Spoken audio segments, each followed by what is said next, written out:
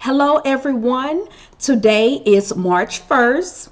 It is the start of National Endometriosis Awareness Month, where the Endometriosis Association they educate women and men regarding endometriosis. Endometriosis is a disorder that is estimated to affect 176 million women across the globe. Specifically in the United States, it is estimated that 5 million women have been and are affected by the disease of endometriosis. This is estimated to be 1 out of every 10 women who are affected by this disorder. So, I would like to share some facts on today in regards to endometriosis and talk to you all a little bit about endometriosis. Let me first put this disclaimer out there that I am not a medical doctor and I am not giving anyone any medical advice. However, I have been healed from having endometriosis, and so this is a subject that is near and dear to me, and I am joining together with others in the Endometriosis Association to bring awareness about the disorder.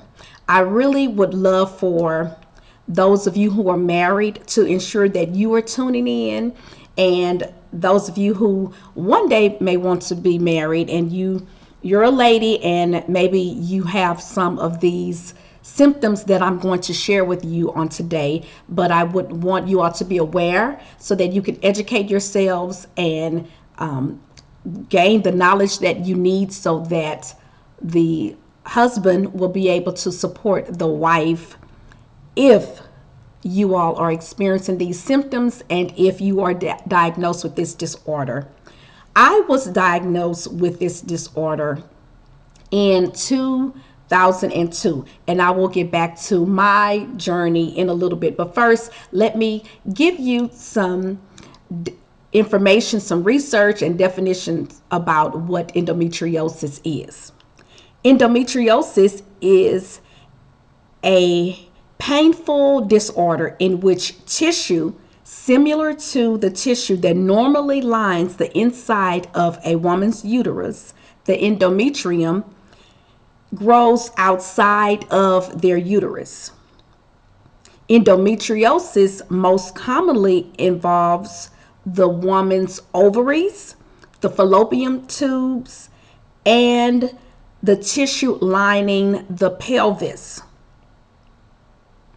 With endometriosis, the endometrial-like tissue acts as endometrial tissue.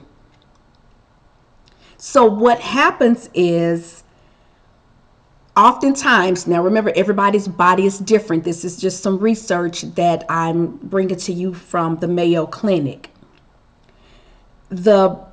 The tissue, it thickens and it breaks down and it bleeds with each menstrual cycle.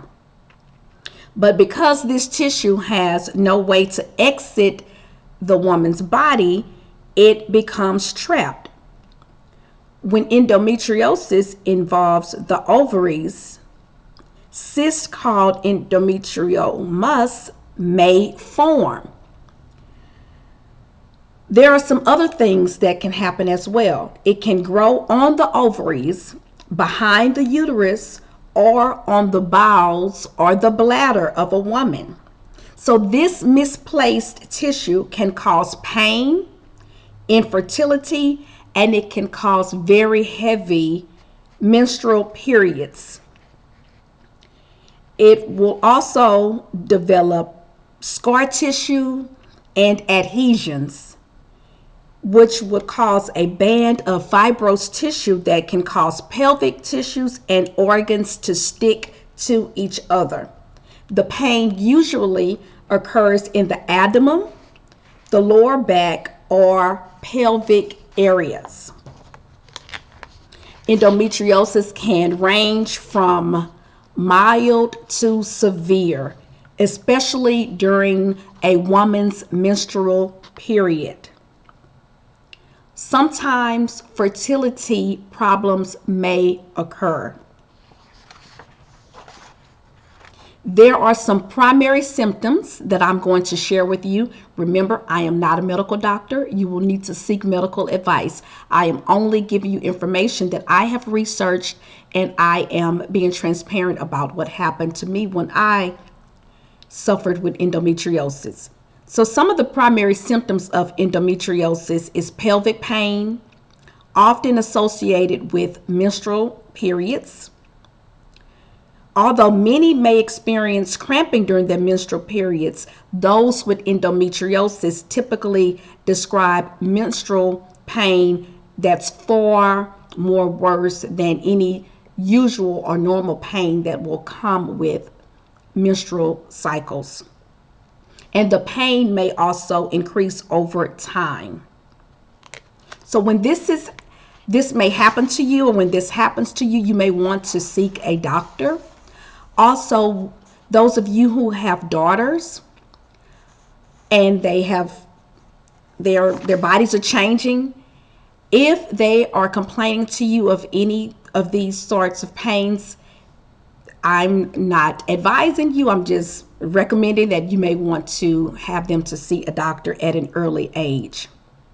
So I'm going to tell you a little bit about myself. I was diagnosed with endometriosis in 2002.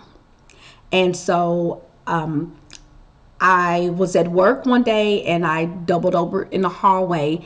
And when I went to the doctor, I found out that I had high levels of estrogen. That's another symptom. If the estrogen levels are too high, that will warrant the doctors to want to do some further things, and also they will also do some various types of ultrasounds on your body to kind of gauge what's going on.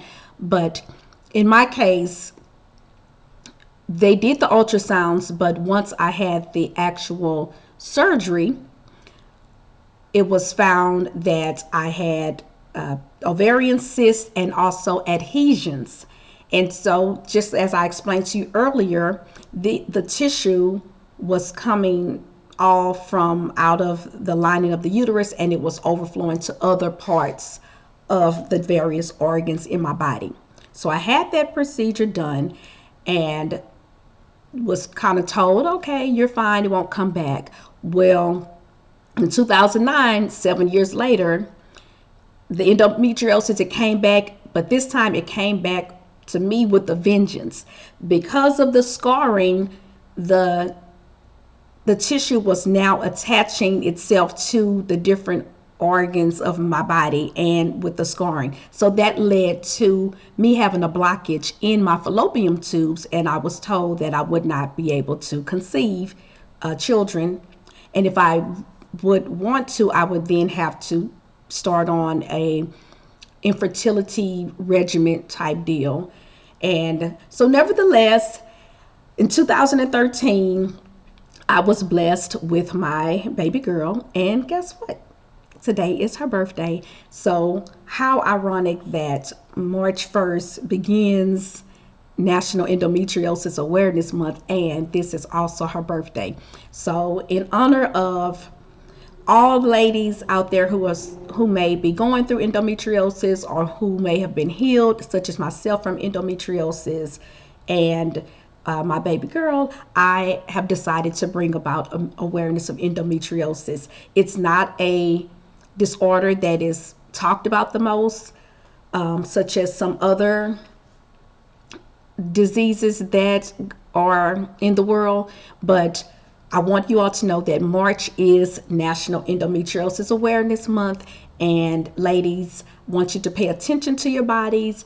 If you are experiencing some of these concerns that I spoke about, then make sure to do what you need to do to take care of yourselves. Also, for the younger ladies, the females, the girls who may begin their menstrual cycle earlier, please make sure to keep an eye out on them, because that could be the start of the endometriosis for some, not all.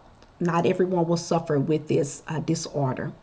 So I just wanted to stop by and give you all some information, and just to let you know that I'm healed from endometriosis. I did have to go through different surgeries and procedures, and which resulted in me having my daughter by a cesarean due to the effect that the endometriosis caused on my uterus, which had me to have a cesarean. And so I want to talk with those who are married, who may be wanting to conceive and just not sure of what's happening. Go ahead and try to consult your doctor, and you can have them to run various ultrasounds and different things just to make sure that you're not suffering with that.